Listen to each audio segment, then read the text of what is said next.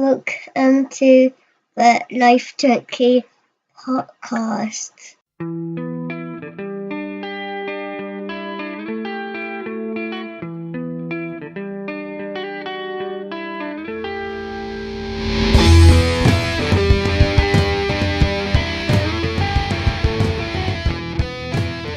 Hello and welcome to the Life Junkies podcast with me, Mike Brazier. Now, for the last two podcasts, I have sat on my own and droned on about wrestling. So, today I've decided to mix it up a little bit.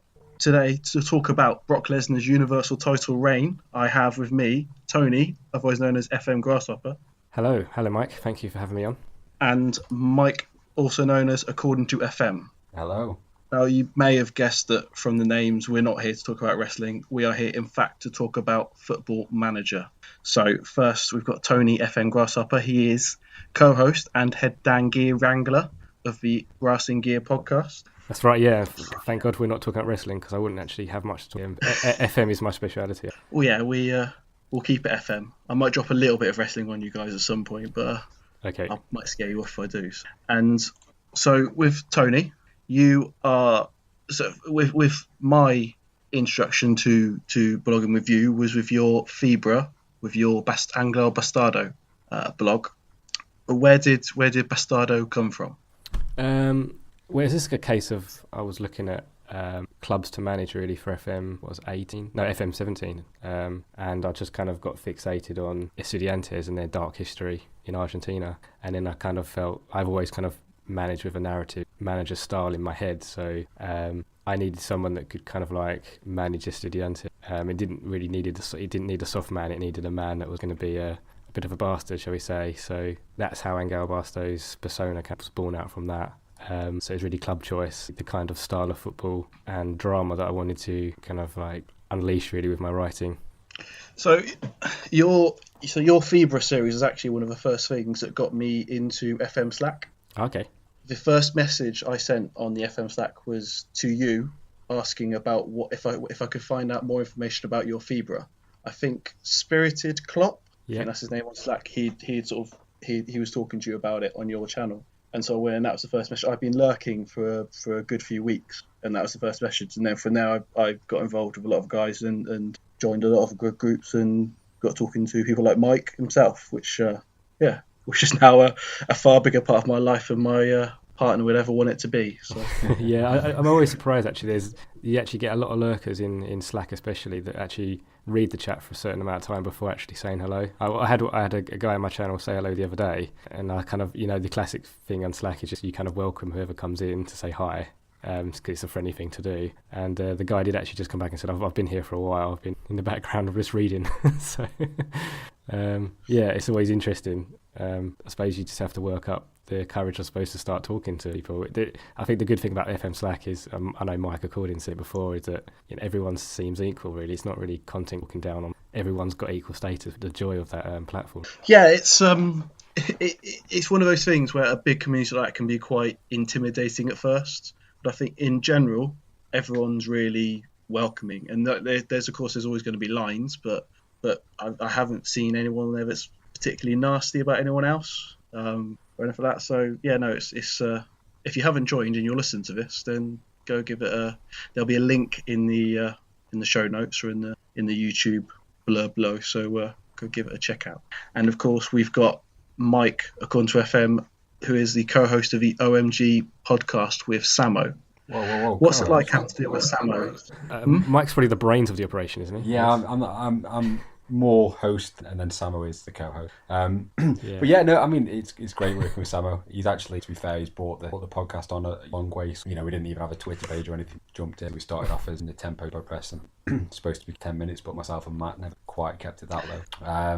And then Matt stepped aside as well. So it's just basically we both enjoy talking about FM, so we record it and hope other people bothered if it's the biggest thing in the world. We like as many people to listen and get involved. We try and sort of educate as well as just kind of just ramble on about FM. And of course, you will talk about your save last year with Cali in a bit, but you did your Vitesse anti-football save as well. What was the inspiration for that? Well, yeah, obviously, we'll perhaps get on to my save at the start of FMA. Lost it in the laptop malfunction. So I couldn't carry on with that. I could have gone and restarted it again, but I chose. And being a Stoke fan, I've always been sort of not necessarily a fan of, but brought through with a lot of every team, not necessarily because they're the best, but fit a specific role, and the team kind of goes together. So it was kind of trying to look into players a different way based on a component, so they just have to defend rather than trying to sort of mirror what he was Stoke mid-table. I'd always go into the Eredivisie test and tried it. I perhaps didn't get everything I wanted to out of it. And it's quite at the time I perhaps lost the momentum. It perhaps didn't get to where it should have gone. But I enjoyed doing it out as tactic. And for one game at Ajax, and then after that, I've got to say, as a Chelsea fan and a Mourinho disciple, I think anti-football is one of my favourite styles of football. I find Barcelona and the tiki-taki style quite boring. And, again, Chelsea fan, anti-football brought us to Champions League, so I can't really complain. I think I've got maybe two of the best players of it in the FN community. Yeah, I think anti-football gets a bit of bad press, really. You go to certain parts of South America. You do whatever it takes to win. I think perhaps Mike and I both take that into FM as well. Yeah, I love the fact that you always seem like the underdog. You're defending first. I'll happily take a 0-0, 3-2. I value a clean sheet quite a lot. Perhaps maybe not on me so much at the moment with a goalless draw. But I've tried to step away from now because a little bit dull to watch as you're playing again. I want to get a bit of it, but I've actually kind of set up with one of the tightest. It kind of never leaves you. No, I think it's also worth remembering as well that I don't think FM can ever show true anti-football, because really it is to do whatever it takes to win. It borders on the lines of, is it actually legal what you're doing on the pitch? And I don't think FM can really show players feigning injury for X amount of time or goalkeepers delaying them. I know you can waste time, but it's never the waste time of a really shithouse team, really. Wouldn't that be brilliant to be able to have a player instruction that is feign injury when you can? Yeah. Or get a deliberate yellow card, so you get the booking, so you get the suspension for the game that's not important, etc. And so you can still make the name. You can put that on a shout, can you? Yeah. I was thinking that today because I had about going to playoffs 5 or 6 players their last year. They're all going to get suspended. Yeah, I know. And Mourinho was a great advocate of that. He was always the one that was a tactician of saying, okay, Sergio Ramos went to Madrid, go and get a yellow now, because you'll be suspended for the cup game instead of the Champions League or the big league game. So yeah, it's not sportsmanlike, and the game can't really put it in, I guess. Right. So that's the introductions over with. Now, one thing I've really been looking forward to in doing this podcast is sparking up a beer with one of the members of the Grass and Gear podcast. Now, I've got my beer here. It's a Twisted Mango IPA. Mike, have you got a beer? Yeah, I've got a Budweiser. And so Tony, where's your beer? Well, this is really embarrassing because I've just had a chocolate Nesquik, and I've just got some mineral water with me at the moment, so I'm not actually drinking tonight, which is unusual, but teetotal, as I've it set were. up this whole podcast so I could spark a beer with you. You haven't got a beer. Yeah, well, maybe when you come on Grass and Gear, maybe then that's when the party starts. I very much believe that'll be a very long in the future when. Right, so Mike, are you ready to spark a beer with me? Yeah. Right, 3, 2, 1. It's one of the twist cap ones. Make that one. Well, I sparked a beer. Whoever's in, there you go. You got my spark. I opened If it helps, I looked at my water. Is it sparkling? No, it's not actually. It's too late for sparkling. Don't be silly. It wouldn't mix well with the Nesquik. No, it wouldn't sit on the stomach well. This is a Life Drinking podcast. So, Mike, we've already touched on last year's save being lost. What happened there? Yeah, it was just a simple case of the laptop gave up. I did into the cloud. The hard drive went. Whilst the laptop's now back up and running, I never got any data back lost. Yeah, it's just an unfortunate thing now. So I now always back up to the cloud every so often, and it's just one of those things. Really, I was okay with losing it. Perhaps America, we're back there now, going quite well to start with. So yeah, everything happens for a reason. I just got a question for Mike there. Is obviously last year we were both on the continent in South America. Was it the fact that also I was there adding pressure with the success I was having? No. So like, it's almost like a false corruption. Yeah, I mean, maybe Bastardo got into and corrupted the whatever Argentinian votes the president, possibly. Yeah. But no, yeah, it would have been great to kind of have a year long or like a game long trying to work. I had quite a long one in 70, a full one in taken away. So maybe that'll be the aim for. We'll see how far we get. How far did you actually get with Cali in your FM 18 save? So I just started year 2, so that's in Colombia every 12 months. So I'd gone through sort of 2 league title runs, just going into January, February time of the second. The thing about saving like your clouds to your saves to the cloud, I'm sure Tony does it as a responsible Football Manager gamer. Confirmed. Yep. Yeah. Only because I've been burned in the past, and then they brought cloud saving in, and I just thought it's brilliant. Really, I'm always panicking like, what happens if my laptop just does one day blow up, I lose everything. The cloud's the way. And I'm pretty sure this is something that you and Samo touched on in a recent OMG, with Samo saying that he confirmed that he saves to the cloud. But sitting here right now, I don't know if my current Football Manager save is saved to the cloud. I've got a feeling it isn't. Have you done the option though, or is... I haven't clicked it on. I don't think it's on automatically. So if this laptop somehow dies in this podcast, if Angel Bastardo gets into my systems, then that could be my entire save gone. Yeah, I mean, you get I was going to say you get an hour reprieve. So from the finishing of the pod, if it's not saved to the cloud by then it's all fair in love and war. That's my warning, is it? Well, I can't speak for him, but yeah. I mean, I thought it was quite a difficult thing to do. I thought, well, maybe I have to set up an account or save to a cloud device. But it's actually the same as select at the top. You've got all cloud. You just like cloud. It's kind of like a save it files. It takes a little bit longer when you turn the laptop. And obviously, yeah. I mean, I've not tested it. Yeah, I think the big thing for me is obviously when I go to France a lot. So I'm always saving to the cloud here locally. But when I make a trip and I'm going to be away for a week, I'll have to save to the hard drive. So what I do is, I do save to the cloud, but then you have to remember to save it also to the hard drive for when you travel, because you could end up going to holiday and then realising you've got no internet, and then your file is just, you can't reach basically. You'd have to revert back. I thought it did both. So when you save to the cloud, it also kept a copy on your hard drive. I can't say for sure this year, but last year certainly not. It would be the cloud is the cloud, and then I don't know, it might do that now, but I don't think it was last year. I see it as 2 different. Again, I've not tested it. I'd probably save to both. Yeah. I might have to test it later. This is actually something I did get burnt on FM 17, I think, because it was not long after I set up my own channel to talk things, and I had the test save and a Cheltenham save that I'd on the go. I'd stopped them to do a Chelsea save that I was really enjoying, and then when I went for a more interesting save and Chelsea to talk about, I went back to find and realised I'd deleted them off of my hard drive. And I had to go back a season. It wasn't awful. I just had to go back a season on my Cheltenham save. But that was a promotion season in my first season in League One, and we never quite recaptured that form. And it just killed that save off a bit for me. Yeah, I think I'd struggle to go back maybe one game to the same. It just kind of, you lose that motivation. It's a real killer. Well, I've just had to go back a month on my Cambridge save, which I'm still playing for FM 18. And that has killed that for me. But luckily, it was time for me to go back to the England save that I'm playing this year, in time to write a blog for Monday.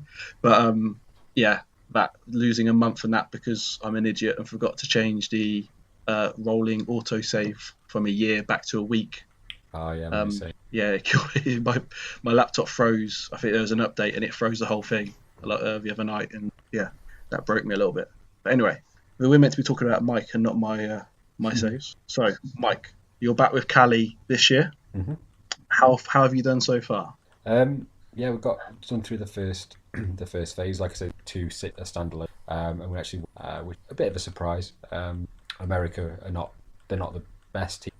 Historically they've been good. They're probably, I think, the overall league titles. But then they've demoted. They had the funding stopped. Basically, yeah, they were relegated came back up at the start of 2008. So been back in. They made the playoffs in real life. They're still not. They're not one of the best teams. I expect at the start was. So it's quite nice not to have that pressure. Beauty of it is we need to finish the top 8, progress to the knockout. So if they've got finished second, yeah, it's quite easy. Ran out quite easy. The first title, which relieves the pressure for the save a bit more relaxed. And you said in your Slack channel that you're playing quite a few of the younger players in the second stage or the second table. Yeah. Is this how important is it? How important would winning both tables be? Does it not matter? No, I mean, yes. Well, basically because I won the first one, I've got qualification. Couple of I don't necessarily perform that well into qualify. I've already won league titles, so I'm happy to the second one a little bit. But obviously I still want to get beat morale if I'm playing the right balance, also performing. I've actually played phase. It's gone okay, but I've been quite happy with how quite a lot of things I still do on attribute. But maybe we should be at the eye test. I like the kind of team players perform well and that better. So I don't necessarily look at stats, but see a player do. That's what with that. So we've actually done quite a lot of development. I realise that me saying does it matter sounds fairly dismissive. It's more looking at it with the sort of cold eyes of someone that's not a fan, someone that's not emotionally involved, looking at it. Because of course, I personally, my only experience with Colombian football is from your blogs and you've done. So it's not. I barely know who any of your teams are. So sort of looking at it from a someone that's not emotionally involved in it. I was just going to ask Mike actually the first phase, is it obviously that's dependent on the Copa de Libertadores qualifications. The second phase is more about prestiges, right? No, they both are. So if you win either of them, you get, and then there's then the next best two in the overall table who've scored the most points also get qualified. So, okay. But because I've already won the first one, if I hadn't won the first one, I'd need to win.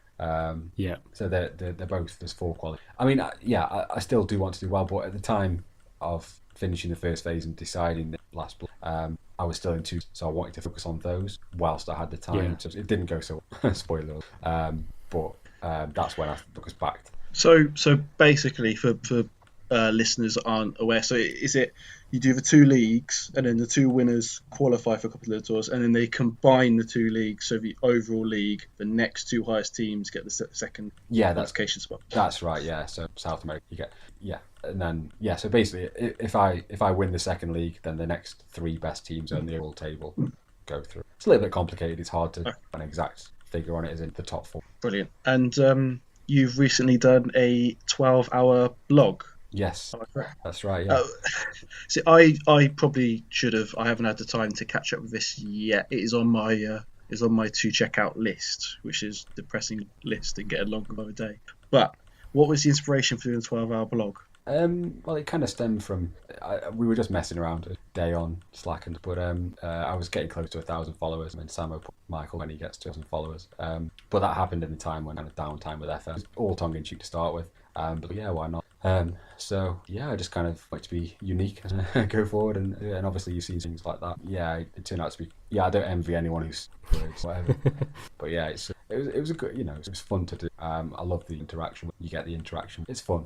And it was all that. It was fun for me following along as well, because I did a full day's work in between what Mike was doing. I would have I think I had a really busy morning of meeting, and then I'd come back out, and then I'd be like, I'm still going, and then I kind of become moderator of his Slack channel for a little bit. And Samo and I were kind of like sharing that responsibility, which was a great honour to do, and I really enjoyed that responsibility enough that it could actually go on my FM CV maybe. Yeah. I mean, if you want to move over to Discord or something, I have experience. Yeah. That's the aim. Or a founder, I don't know.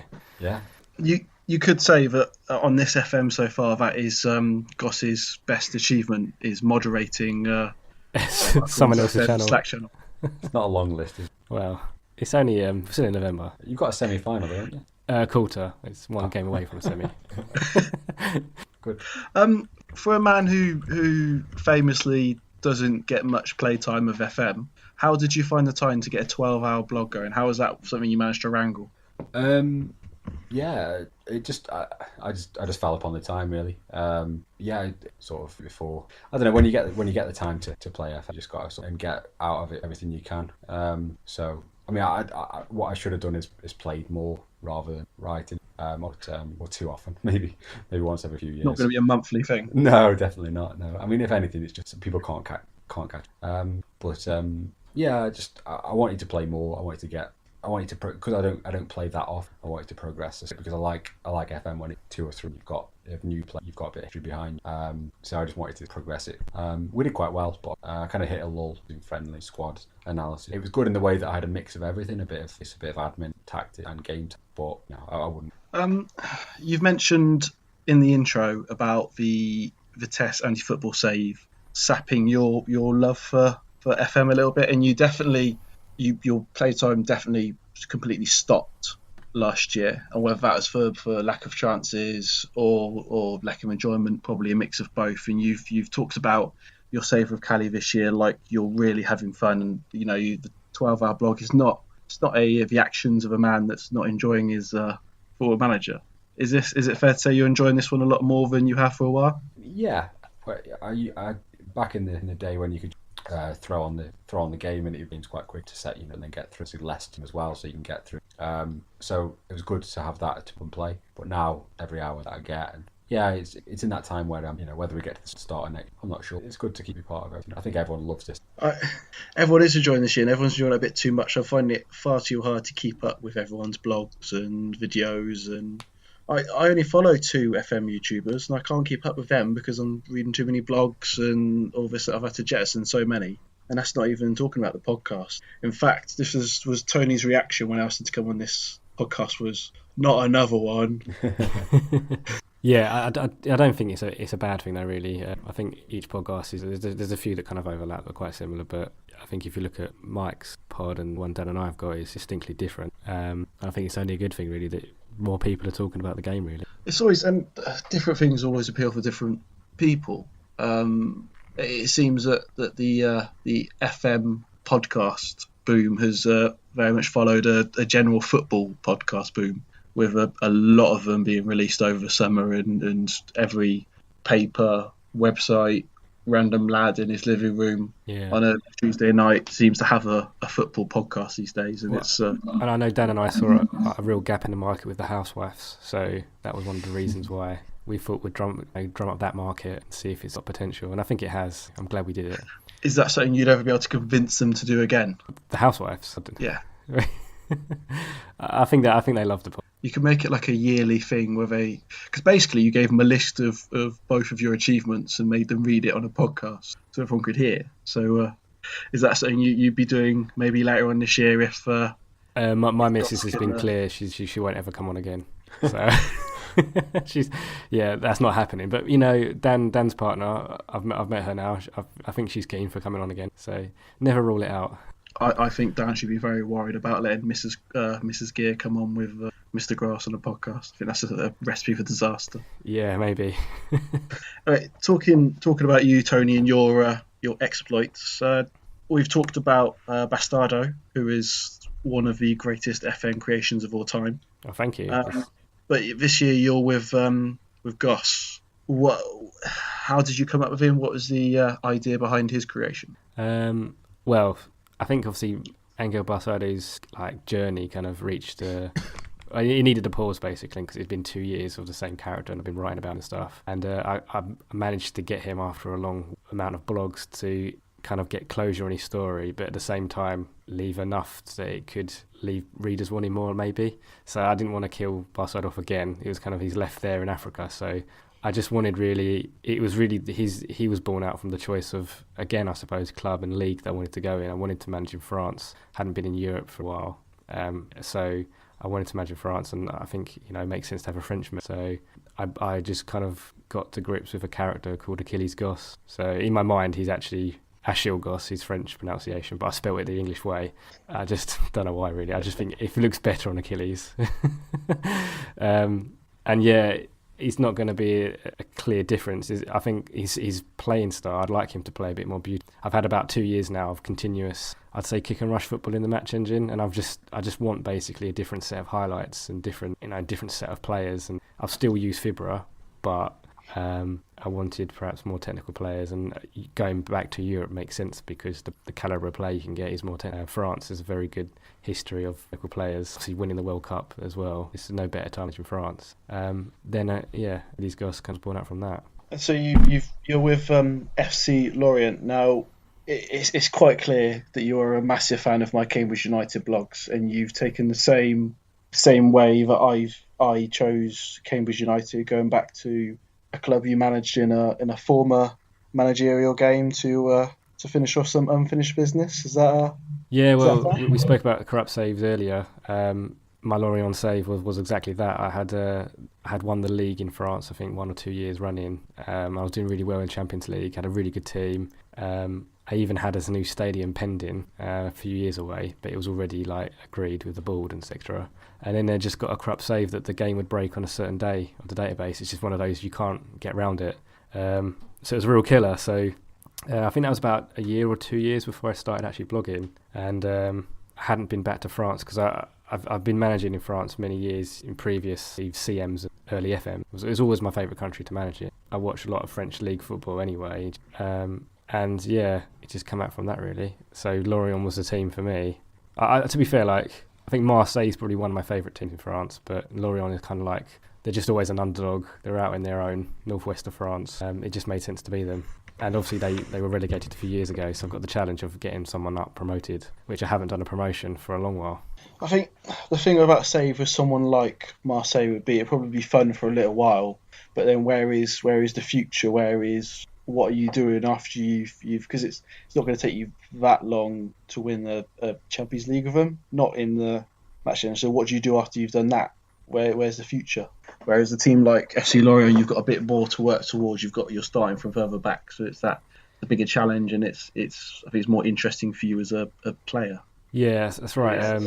I've targeted in my original blog post that I want to get promoted within 2 years. Obviously, I'd like to do it in the first year.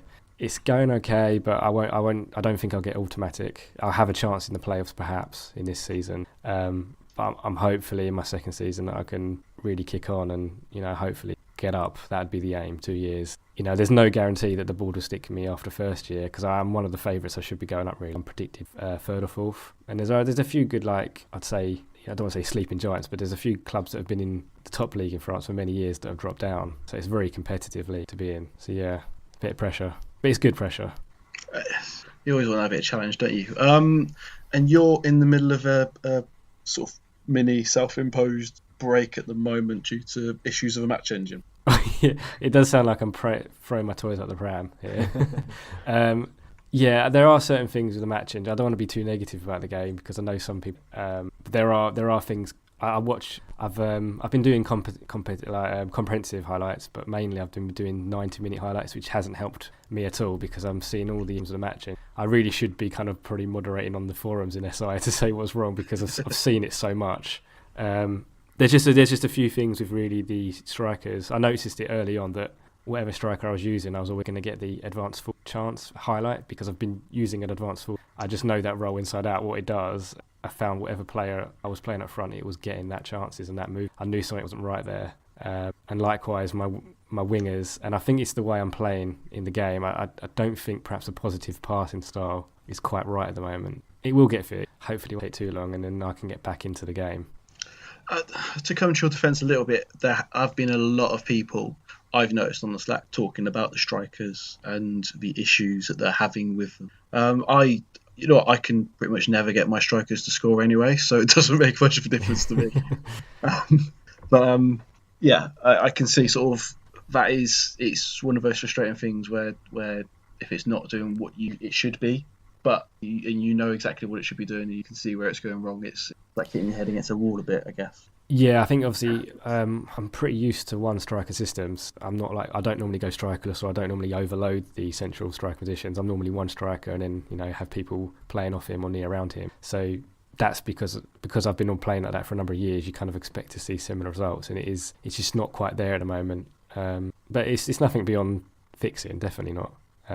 I'm sure a patch will just kind of make it that bit better again. And to be fair, the other stuff that's in FM this year is beyond any other FM really, like the training, etc. And there's just certain enhancements. It probably is still the best FM, I'd say. It just needs that little bit of polishing on the F match engine, which, to be fair, is the most critical part.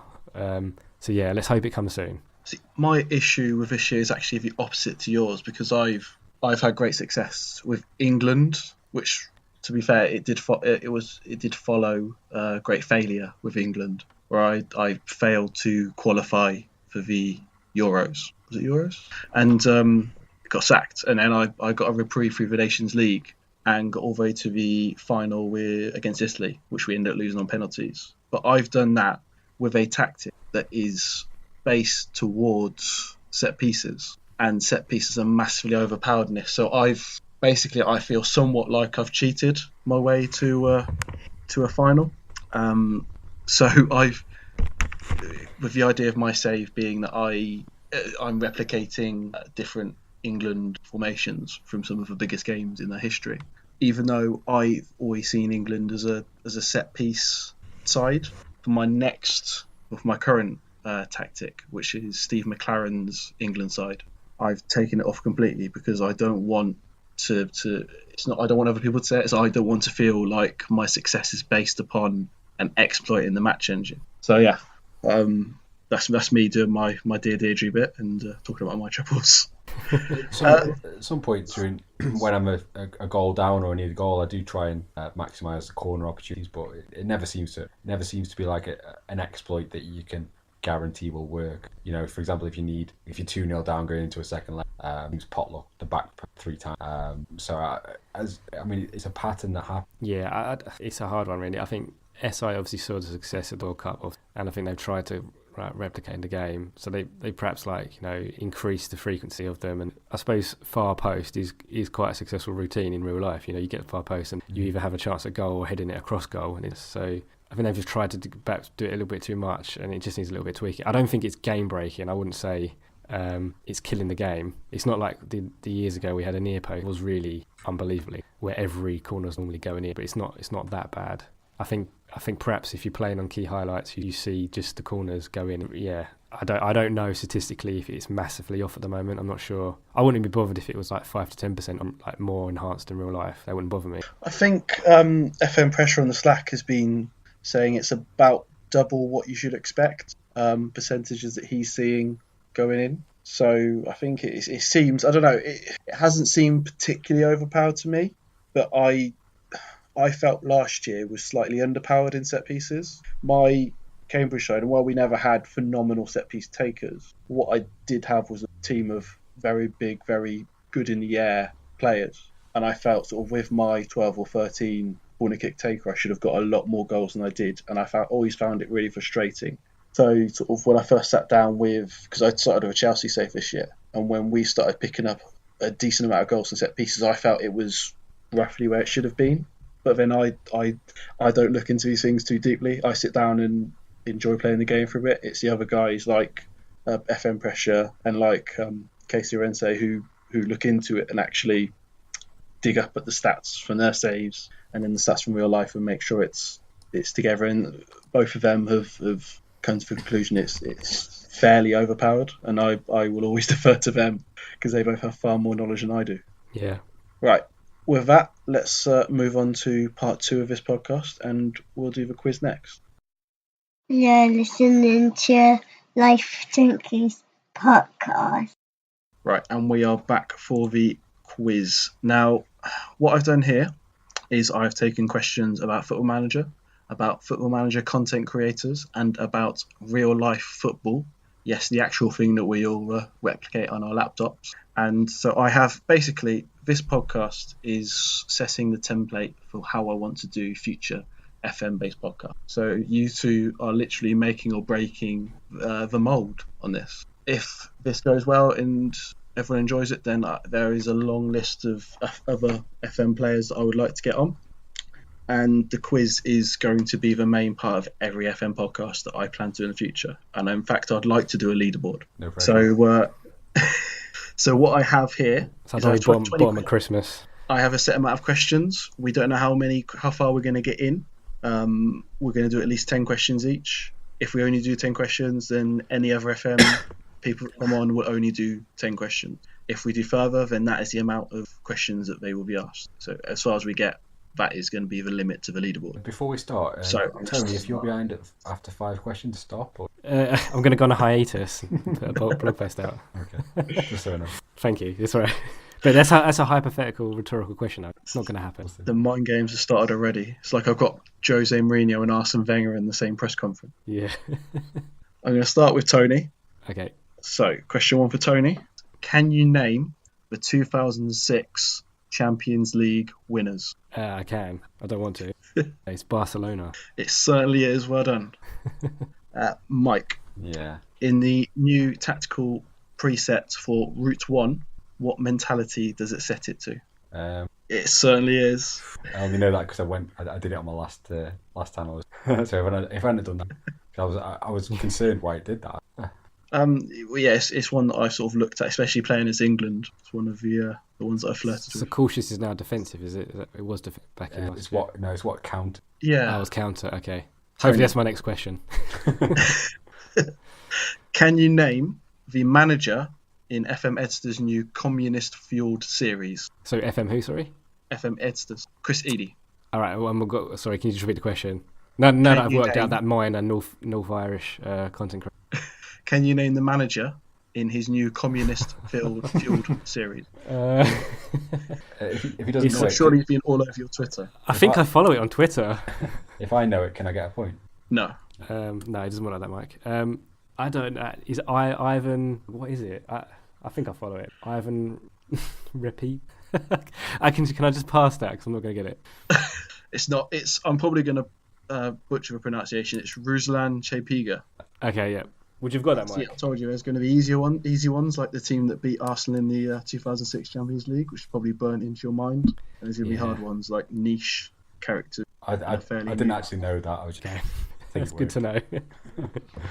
So, Mike, your next question is worth 3 points. In Tony's Inter Milan side, can you name the 3 players represented on a table for his engine room midfield 3? Thanks for reading the blog, mate. Come on, it was over a year ago. I don't know. All I can think of is it was like 2 months. I know, but all I can think of is Vidal. I don't think you added it into. Or did I? I don't know. Sanchez, it's a long time ago. Sanchez, Candreva. These are the players I think of. But okay. Did you have a Sans? No, honestly. Okay, let's guess. Vidal, Sanchez, and no. So, Tony, do you know this off the top of your head, as it's your blog? Well, I suppose I should know. So my midfield, if I have a central free midfield, I always have like the classic runner, passer, holder. So the holder was Santi Escasibar. Yeah, that's for certain. I think then I had Fabinho, but I can't remember at the time of writing that blog whether I had signed Fabinho. But he was part of the free midfield at the end of it. So I will say Fabinho. Is it not him? Fabio Fachin. Oh yeah, okay. Yeah, that wasn't him. So come on, he doesn't I got that wrong. Then I have a play. Well, no, he was the playmaker. He was the box. Oh dear, I had Kante for. Kante was named in this blog, but he wasn't in. Because basically, I needed a 3-person question because you've got one coming up next. Right. So I thought because I planned this as a 3-person question and did another 3-person question on the other side to make up for it. And when I went into your blog, I forgot that you actually talked about all 5 of them. So I saw that you had a table. Yeah, they all rotated basically, all 5 of them. But Kante was in the blog, he wasn't in the table. Yeah, so fashion. I had Cataldi, the playmaker as well, but he was sold eventually. He's not in it. No. Oh dear. I think it's my box to box I'm forgetting. Do you want me to give it to you? Yeah, go on then. George Rodriguez. Yes, another new gen. Sorry, they're both new gens. Do they even count? I don't know. Right, so... Unlucky, Mike. Tony, I can pretty much guarantee you're not going to get this one. Can you name my Cambridge United 3 Musketeers? No. Just name any 3 Cambridge United players. Trevor Benjamin. I don't know. I really thought... Am I going to get kicked out of the pod? Yeah, your blog, Mike. Yeah, I'd read it all the time. I'm all over it. No, fine. It's Uche Ikpeazu, Giovanni Brown, and Emmanuel Osadebe. Okay. I'd have guessed the first one, but I wouldn't have known the... You know how you always say it in your mind? When I was doing this quiz last night, my partner was on the sofa across from me, and she was like, "Oh, ask me some questions from your quiz then. Go on then, I'll get them." And this is one of the questions I asked her, and she could name Giovanni Brown because the name has been burned into her mind from me telling her about his exploits at Jamaica and how much he deserved it. Amazing. So I want to put myself up on the same sort of quiz as the Chris Eadys and the Tony Browns, but obviously not. Right, moving on to Mike. Who did Bastardo oust at Estudiantes last year to save his job? I'll go Sebastian. Yes. Oh, well done. See, I do read. He's taken the lead. That was a very easy question, though, so hopefully my next one's easier than who won the Champions League in 2006. Kevin Keegan's "Love It" rant is one of the most memorable in Premier League history, but who had Newcastle played that day? Middlesbrough, not that's what, but I'm not. I'm going to say Middlesbrough. It's wrong. It's Leeds. Oh, was United the ones that are going to play mid?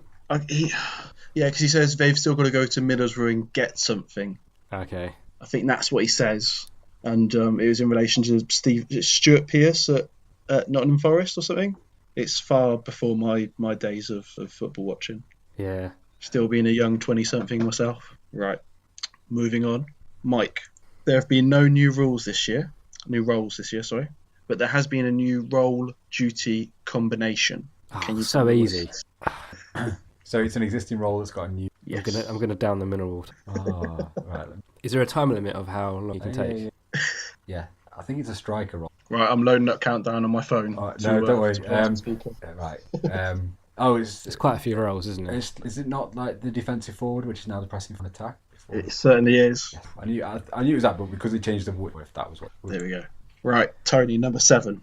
Which is a question that I fully believe I may have got wrong here. This is from my memories from the early Slack. Okay, is it question 5 though, not 7? Well, I've counted. Overall.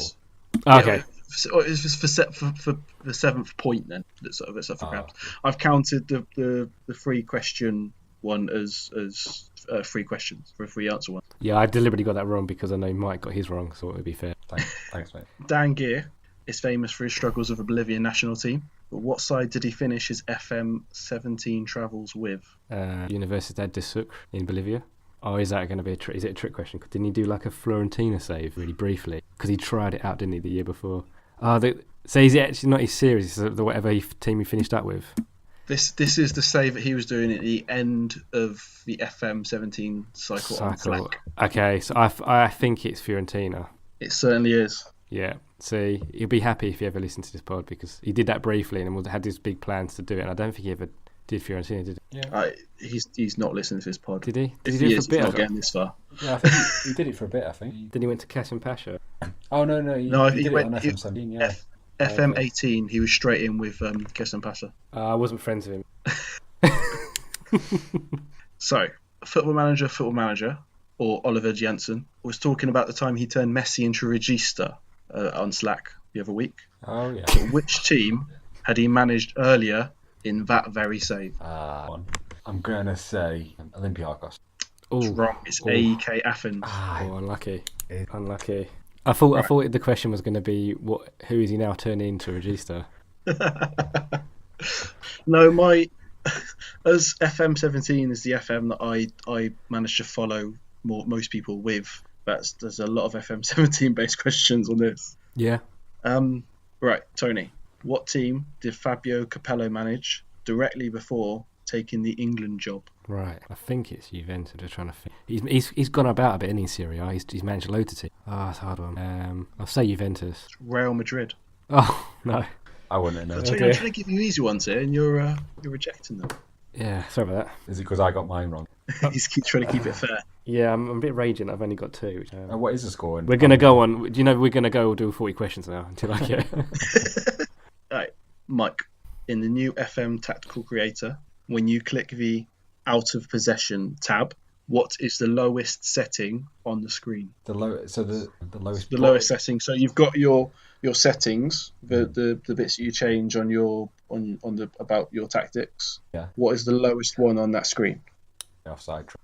It's defensive width. You may have this may be showing, but I find it quite hard to find FM based questions. No. I was trying to get ones that were sort of challenging enough that it wasn't blatantly obvious, but also wasn't what is Alvaro Morata's aggression attribute or something, which is ridiculous. Yeah, there's a few like that. You on, guys? It's fine. My Arsenal supporting girlfriend, who is a massive Arsene Wenger fan, got this question wrong a minute ago. This is one that she suggested. So, what was the name of the first club that Arsene Wenger managed? So that's Nancy. It is. Well done. She thought he started his career in Japan. No, I think he went Nancy and then Monaco, and then Grampus 8. Mike, these questions are randomised, I promise you. Right. But in the new FM Tactical Creator, when you click the In Transition tab, what is the first setting from the left? I reckon it's a screen with a greenish back. Yeah, well, so There'll be some sliders on it. I'm just waiting for my Arsenal question. There we go. Sorry, can you repeat the question? By the way, we actually draw in the moment. In the new FM Tactical Creator, when you click the In Transition tab, what is the first setting from the left? You better not be asking me to repeat that so you can stall while FM loads on your laptop. No, my laptop can't take that. Yeah, would hear it. I can't picture that. Oh, it's one of the two, isn't it? It's like a counter. Yeah. Oh no. Okay. Counter press. Counter press or regroup is correct. Yes. Damn it. Whew. So, Tony, this is your 10th question. Okay, I'm classing it as 8th, but... It's for your 10th point. Okay, yep. Ed Wilson of Who? Deep Line podcast fame Who? had an all-conquering save with Red Bull Leipzig. But which dominating side did he first tell us about on the Deep Lion podcast? Ah, that's the one. He just can't stop talking about it. It's embarrassing. Sorry, Mike. But he won't let it go. It's Stoke. It is certainly Stoke. So that is, after 10 questions, you have 4 points. Sorry, I've got low. Right. Mike, in 2012, Fernando Torres scored against Barcelona to help Gary Neville finally achieve climax. But who scored Chelsea's first goal that night? Sorry. Is it? I only. See, I feel for a non-Chelsea fan, this is actually quite hard. Yeah, I think I watched the game. I remember Torres. The only one I can think of now is when Bar. So I'll have to go. Is that goal when that one night that Gerrard played for Barcelona? No, I just can't think of who scored the actual goal. So I'll go. It was. If in doubt, go Demba Ba. Yeah, if in doubt, he scored so many goals. Yeah, Denver Bar. Yeah, Demba Ba, that Chelsea legend who was with us for so many years. Only you said this is easy. Yeah, I think it's Ramirez. It is Ramirez. It's not that easy. He might be able, Ramirez might not be able to pass very well, shoot very well, but he chips Victor Valdez at Nou Camp perfectly every time. Yep. Right, so we've done 10.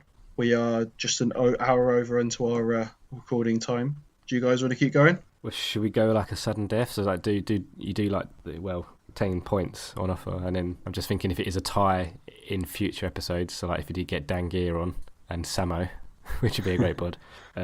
If they were level on 10, would you then go sudden death, or do we call it a draw? I don't know. It's up to you. Tony, you're not level. I know. I've got 4. You got 4. Mike's got 5. No, he hasn't. I only count 4. Don't play mind games. He's got 4. Come on. He got the first one right, which is Route 1. Yep. He got the pressing forward right. He got Sebastian Veron right. Counter press regroup right. Oh no, that's me. I've counted Ramirez as being right and wrong. It was wrong. No, 4. For you. Just notice Mike keeping quiet then. He knew he got 4. No, I've not been. He knew that. I've not been keeping count, honestly. Incredible. Oh, no, you've been writing it down on a notepad. Like me. So I think we've got to go sudden death. You'll need sudden death. Right. Mike. No, not Mike. Tony. Which German footballer decided to try his hand at wrestling? I'm trying to think of a big lad. I think it's something like crazy Len Jamin could have done that. Can you imagine Jens Lehmann against some big wrestler? That'd be yeah, there is a football, but I think that's actually Grant Holt, and he's not. Grant Holt was done because he did an amateur show. There was an English footballer that signed for WWE, but this is a different. Yeah, I think it's gonna have to be I'm trying to think of either a defender or a goalkeeper. But to be fair, I don't. All Germans are greyed out anyway in the game, so I don't know any German players. Oh God, do that. Who would go into wrestling with a keeper? Let's go Oliver Kahn. It's Tim Weiss. Okay, so he's a keeper. Okay, I wasn't too far off. Right. Did you know that, Mike? I thought it was Jens Musterman. Okay, which is No, I did actually know that. Yeah, of course. No, honestly, I did. Mike, of course, there's been issues surrounding this year's Copa Libertadores final. Who won last year's? Another easy one. Might as well just give the win. I'm not 100% on it. But oh, you tease. Was it Gremio? Yeah, it certainly is. Yes. Yeah, that's one. You say, that's an easy one, but the one I've actually swapped that. That's his number. His point number 12. Because his point number 11 was a question about Samo's tactic for Red Bull Leipzig. I was like, I can't ask him a question about Samo's Red Bull Leipzig tactic because that's far too easy. I don't know. Yeah, it would have been too easy. You're right. Well, there you go. Yes. That's 5-4. Well, I done obviously he had to win because he come on our pod on Grass and Gear and lost. Would I lie to you? It's good that we've kind of got equilibrium there. I'm pleased for you, Mike. But this is your first loss, so you're. Yeah, well, as long as I'm not bottom by Christmas, hopefully you can get down on something. On this podcast. Yeah, just yeah. So I'm not bottom at Christmas. I could do him and Samo on the podcast together. That would be a nice bit of car crash podcasting for everyone. Yeah. Anyway, guys, it's been great having you both on. It's been a pleasure. I've really enjoyed it, and thank you for being on my first ever solo co-hosting podcast and the first Life Junkies podcast with actual guests on. And I hope someday I'll get you on again. No problem, Mike. Yeah, thanks for the questions as well. Yeah, it was a good quiz. Did you two want to plug yourselves before you go? You probably brought in most of the listeners anyway, but yeah, I'm at fmgrasshopper.com. That's where my writing goes. You can also find me on Twitter, but you have to remember there's an underscore between FM and which is a bit annoying, but you should find me there. Mike? Yeah, I'm at According to FM. Mainly, I'm According to FM as a dot word. And I am on Twitter at Brazier25. You find my writings on Casey Rense's WordPress, which will be in the show notes. But you find my non-Football Manager writings on the Life Junkies WordPress, and the Twitter there is _Life Junkie. Right. Thanks for coming on, guys, and we'll end it there. Okay. Cheers. Bye. Hi, guys. It's Mike here, and this podcast is meant to be out 18 minutes ago, and I'm still sat here doing the advertising-y bit that goes at the end of a YouTube video. If you've enjoyed this, please like, share, and subscribe. I know it's very begging-y, but I'm a tiny channel, and without those, I cannot grow at all. There will be some more videos floating around in front of your eyes, hopefully right about now.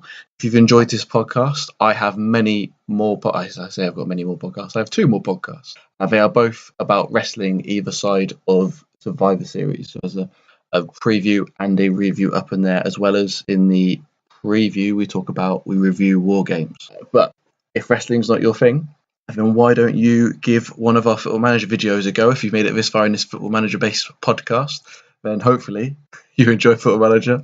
So if you do, I will have a Football Manager tactics video also up on the screen.